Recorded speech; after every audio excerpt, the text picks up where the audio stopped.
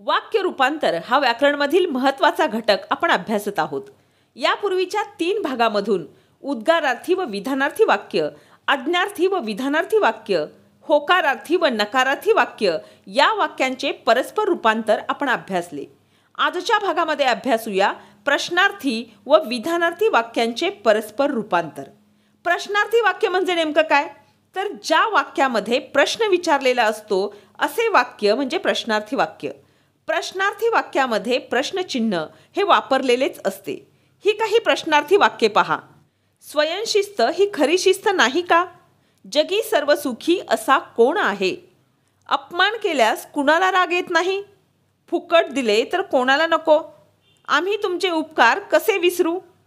ही सर्व वाक्ये अभ्यासल्यानंतर तुमच्या लक्षात येईल की ही वाक्ये प्रश्नार्थी वाक्य आहेत. या प्रत्येक वाक्याच्या शेवटी प्रश्नचिन्ह आलेले आहे. पण या वाक्यामधले प्रश्न हे रोजच्या व्यवहारातल्या प्रश्नासारखे नाहीत.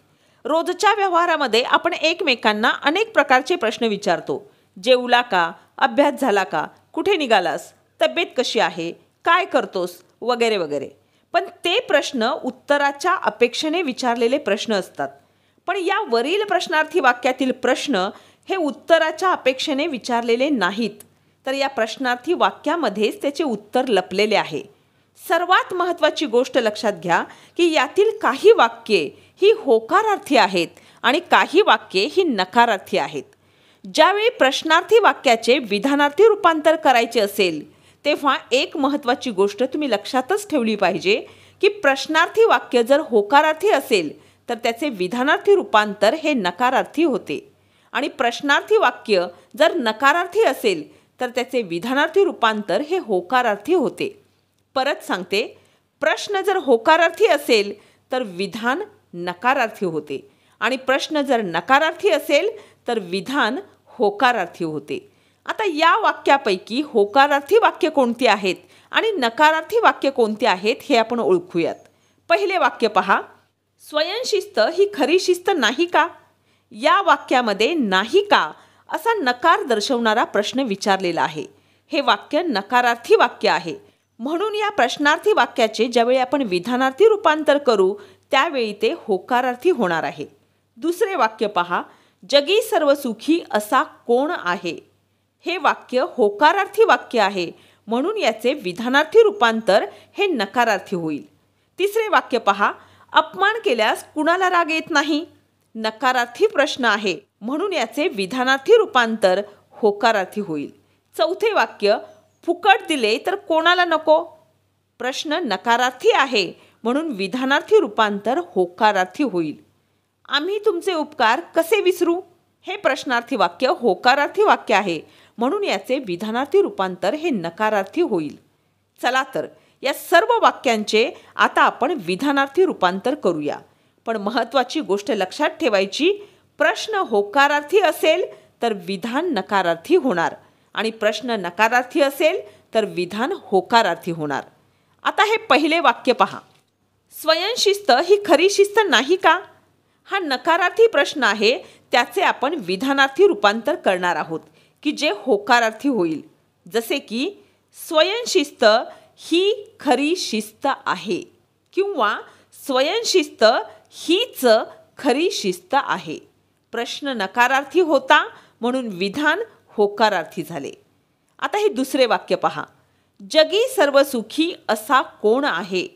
या प्रश्नार्थी वाक्याचे विधानार्थी रूपांतर होईल जगी सर्व सुखी असा कोणी नाही किंवा कोणीच नाही असे रूपांतर सुद्धा तुम्ही करू शकता.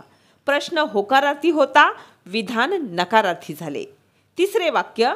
अपमान केल्यास कुणाला राग येत नाही? याचे विधानार्थी रूपांतर होईल अपमान केल्यास प्रत्येकालाच राग येतो किंवा प्रत्येकाला राग येतो. प्रश्न नकारार्थी होता, उत्तर होकारार्थी मिळाले.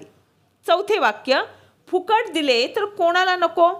याचे विधानार्थी रूपांतर होईल फुकट दिले तर प्रत्येकाला हवे किंवा सर्वांना हवे. प्रश्न नकारार्थी होता, विधानार्थी रूपांतर होकारार्थी झाले. पाचवे वाक्य पहा. आम्ही तुमचे उपकार कसे विसरू? प्रश्न होकारार्थी आहे, याचे विधानार्थी रूपांतर नकारार्थी होईल. जसे की आम्ही तुमचे उपकार कधीही विसरणार नाही किंवा आम्ही तुमचे उपकार मुळीच विसरणार नाही. आता या प्रकारची आणखी काही वाक्ये सोडवून आपण सराव करूया. प्रश्नार्थी वाक्य आहे, हे नातं देखील आदिम नातंच नाही का? विधानार्थी रूपांतर होईल, हे नातं देखील आदिम नातंच आहे. प्रश्नार्थी वाक्य, रंगीबेरंगी क्रोटन्सना फुलं कुठं येतात? विधानार्थी रूपांतर होईल, रंगीबेरंगी क्रोटन्सना फुलं येत नाहीत.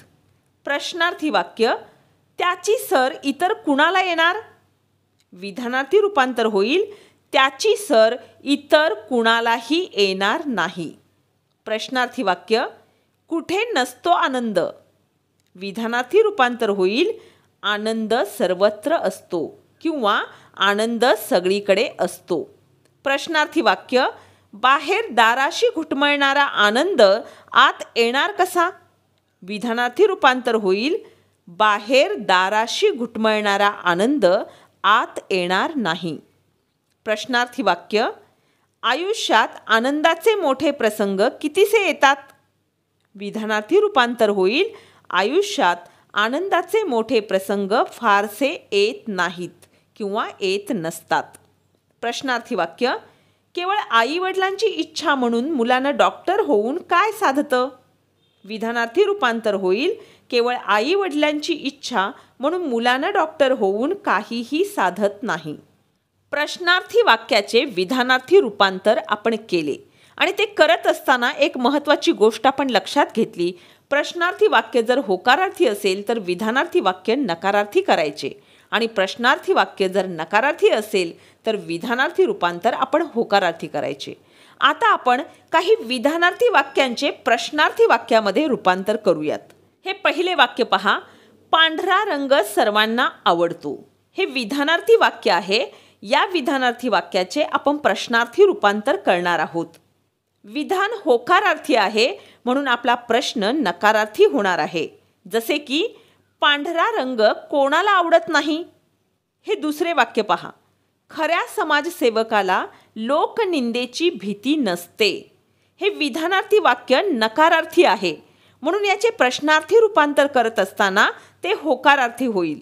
जसे की खऱ्या समाजसेवकाला लोकनिंदेची भीती असते का? तिसरे उदाहरण, यापेक्षा मोठा सन्मान कोणताही नव्हता. विधानार्थी वाक्य नकारार्थी आहे, त्याचे प्रश्नार्थी रूपांतर होकारार्थी होईल. जसे की यापेक्षा मोठा सन्मान कोणता होता का? देशप्रेम, देशाभिमान फक्त सैनिकापुरताच किंवा सीमेवरच नसतो. हे विधानार्थी वाक्य आहे, त्यामध्ये नकार आहे, नकारार्थी वाक्य आहे. याचे आपण प्रश्नार्थी वाक्यामध्ये रूपांतर करणार आहोत की जे रूपांतर होकारार्थी होईल. जसे की देशप्रेम, देशाभिमान फक्त सैनिकांपुरता किंवा सीमेवरच असतो का? हे पुढचं वाक्य पहा, आपलं आणि त्यांचं काही देणं घेणं लागतं. हे होकारार्थी विधानार्थी वाक्य आहे. याचं आपल्याला प्रश्नार्थी वाक्यामध्ये रूपांतर करायचं आहे जे नकारार्थी होईल. जसं की आपलं आणि त्यांचं काही देणं घेणं लागत नाही का? विद्यार्थी मित्र हो, विधानार्थी वाक्याचे प्रश्नार्थी रूपांतर करत असताना सुद्धा तुम्हाला ही गोष्ट लक्षातच ठेवावी लागेल की विधानार्थी वाक्य जर होकारार्थी असेल तर प्रश्नार्थी वाक्य हे नकारार्थी होणार आणि विधानार्थी वाक्य जर नकारार्थी असेल तर प्रश्नार्थी वाक्य हे होकारार्थी होणार. वाक्य रूपांतर या व्याकरणमधील घटकावर जे 4 भाग आपण अभ्यासले, या सर्व भागावरील काही सरावाच्या कृती आपण पुढच्या व्हिडिओच्या भागामधून अभ्यासूयात. धन्यवाद.